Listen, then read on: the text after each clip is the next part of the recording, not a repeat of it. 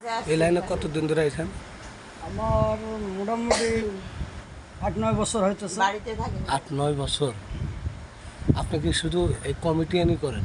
আমি শুধু কমেডিয়ান করি, যেমন গ্রামীণ কিস্সাপালা, কৌতুক এবং অন্যান্য নাটকের মধ্যে আমি মানে কমেডি, আমার কাজে হলো কমেডি। মানে চামচাগিরির পার্ট? চামচাগিরি না, কমেডি। কমেডিয়ান। মানে দিলদার যেরকম করেছে, হ্যাঁ, দিলদার সাহেব যেভাবে অরিজিনাল করছে। ভাদাইমা যেরকম করেছে, এগুলো কাজ। ও আচ্ছা, আপনি রানা বাপ্পুর সাথেও কাজ করছেন? আমার রানা বাপ্পি, হিরো কাজিম, তারপরে হিরো আলম, তারপরে আরও অনেক অনেক ভাই আছে এদের, যেমন ডিজিটাল বাদাইমা, এদের সাথে আশান আলী ডিজিটাল বাদাইমার বাদাইমা, সাথে করছে। আশান আলীর সাথেও আছে আমার ভিডিও।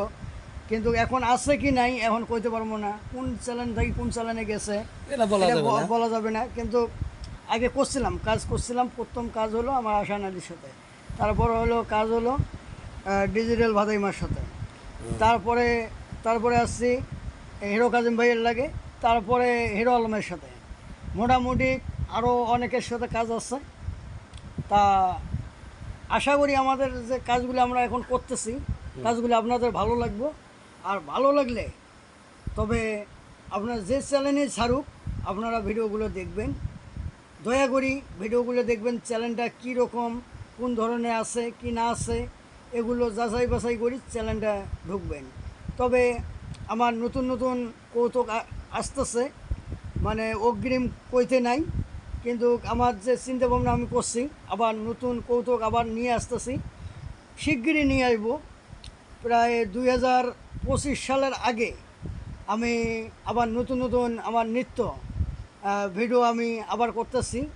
আর নতুন মেক নিয়ে আমার প্রোগ্রাম করার কথা আছে, কিন্তু আল্লাহ পাক যদি দেয় তাহলে চিন্তা ভাবনা আছে অন্য রূপে, অন্য চেষ্টায়, অন্য সিস্টেমে আমার আইসে। আর কিছু বলার আছে? না, ইনশাল্লাহ অনেক কথা শুনলাম।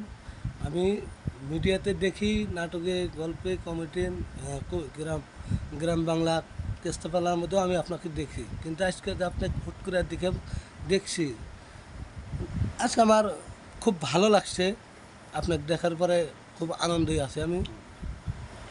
আচ্ছা, আমি কিস্সাপালা মোটামুটি 1600 অ্যালবামের মতো গেছে গ্রামীণ, 1600? হ্যাঁ 1600।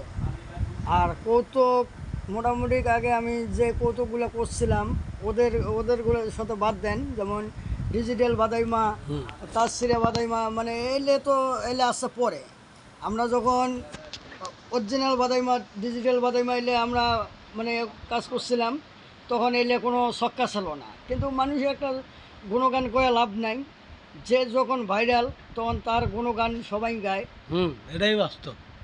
তা আশা করি গরম মোটামুটি খালি না ভাই। গল্পগুলো ভালো লাগবো। যেমন আমার গেছিলাম বান্দরবন, বান্দরবনেও যায়, ওখানে কমেডি করে আসছি। তা ওখানে নতুন নৃত্য, নতুন কিছু কাজ করে আসছি, সে কাজগুলো আমি এখনও দেখতে পাচ্ছি না। সেটা হলো চালি চাপলিন, মানে যেটা আজ থেকে 40-50 বছর আগে এই চালি চাপলিন মারা গেছে, এই চালি চাপলিনের কাজ আমি করে আসছি, কিন্তু এই ভিডিওগুলো আমি পাইতেছি না। কোন চ্যানেলে থাকি, কোন চ্যানেলে ছাড়ছে।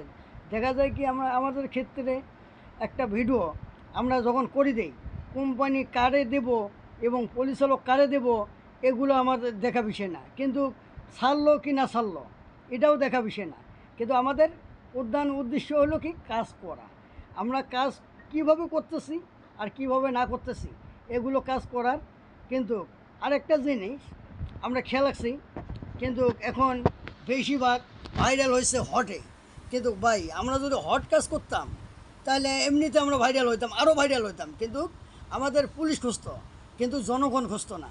আর এখন আমাকে জনগণ খোঁজে, কিন্তু পুলিশ খোঁজে না। আর যারা হট করে তাদের বিরুদ্ধে অ্যাকশন নেওয়া